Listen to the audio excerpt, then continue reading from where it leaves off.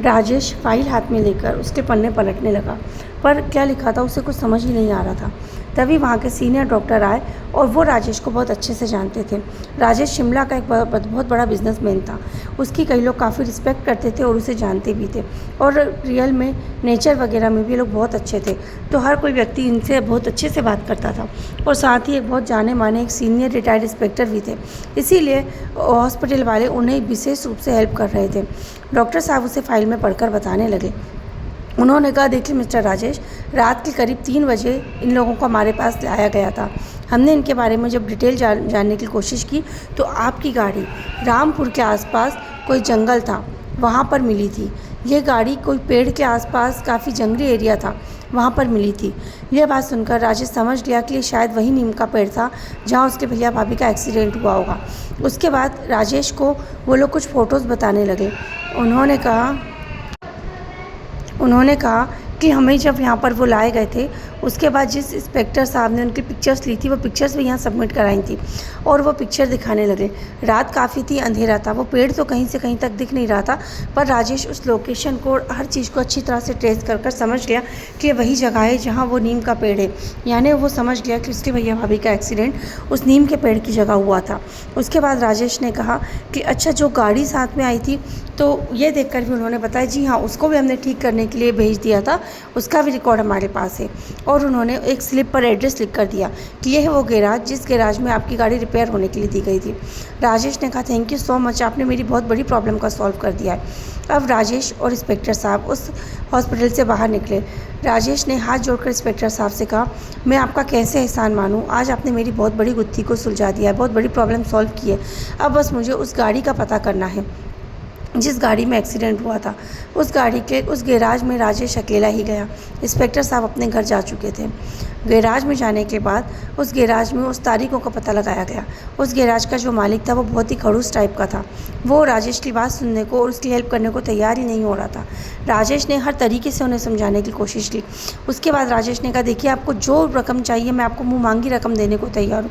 आप जैसा बोलोगे वैसा मैं करूँगा। आप बस मुझे बताइए, हमारी कंपनी की हर गाड़ियाँ, बहुत सारी गाड़ियाँ हैं, हर गाड़ी में हर बार आपसे रिपेयर करवाया करूँगा। आप बस मुझे कैसे भी करके उस डेट का पता लगाइए। बहुत रिक्वेस्ट करने के बाद उस गैराज के मालिक ने काफ़ी इन्फॉर्मेशन निकाली, और इन्फॉर्मेशन निकालने के बाद आखिर उस नंबर की गाड़ी का पता चली गया। और उन्होंने बताया कि देखिए मिस्टर राजेश, ये गाड़ी जब हमारे पास आई थी तो इसकी जो डिटेल यहाँ दी हुई है, उसकी नंबर वगैरह जब बताई तो राजेश ने कहा, हाँ, यही गाड़ी थी मेरी। तो उन्होंने कहा, देखिए, इस गाड़ी का जो एक्सीडेंट हुआ था वो इस गाड़ी के ब्रेक फेल होने की वजह से हुआ था। इस गाड़ी के ब्रेक फेल थे, और इस गाड़ी के ब्रेक अचानक नहीं, इसके ब्रेक पहले से ही फेल थे, और ब्रेक फेल होने की वजह से ही इस गाड़ी का एक्सीडेंट हुआ था। यह बात सुनकर राजेश एकदम से चौंक गया। राजेश ने सोचा कि उसके भैया तो कभी इतने लापरवाह थे ही नहीं जो एक ब्रेक फेल गाड़ी में लेके जाए, और उन्हें ये बात समझ कैसे नहीं आई। और इतना लंबा सफ़र किया उन्होंने, शिमला से रामपुर तक जब वो गए, इतना लंबा सफ़र करने में गाड़ी ठीक ठाक रही, अचानक वहाँ जाकर ब्रेक फेल हो गए, क्या हुआ ये समझ नहीं आ रहा था राजेश को।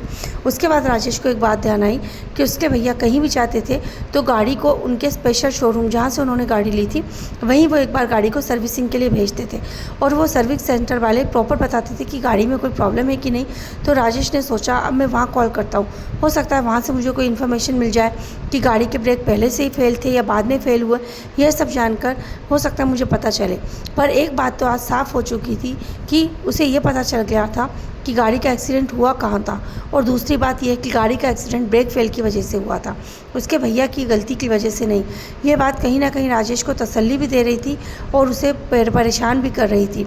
यहाँ शिल्पा बार बार राजेश को फ़ोन लगाई जा रही थी। राजेश ने फ़ोन रिसीव किया और वो बहुत गहरे उदासी में था। शिल्पा ने कहा, क्या है राजेश, आज आपने खुद ही प्लान बनाया, अब शाम होने को आई है, आप यहाँ आओगे भी कि मैं बच्चों को लेकर घर चली जाऊँ? राजेश ने कहा, नहीं शिल्पा, मेरा काम हो गया है, मैं बस मॉल पहुँच ही रहा हूँ, तुम लोग वहीं रहो, मैं आता हूँ। शिल्पा ने कहा, ठीक है, आप जल्दी आइएगा। और हाँ सुनिए, हमें कौन सी मूवी देखने जाना है, आप उस मूवी की नाइट की टिकट भी बुक करा दीजिए ताकि बच्चे मूवी में भी इंजॉय कर लेंगे। राजेश का मूवी देखने में कोई इंटरेस्ट नहीं था, पर बच्चों की और शिल्पा की खुशी के लिए उसने मूवी के टिकट्स बुक करा लिए। और उसके बाद अब वो उस गैराज के मालिक के पास जाने के बारे में सोचने लगा जहाँ वो गाड़ी उन्होंने रिपेयर के लिए दी थी या जहाँ उसकी सर्विसिंग कराई थी। अब आगे की कहानी जानने के लिए सुनते रहिए हमारी कहानी का आगे का भाग, नीम का पेड़।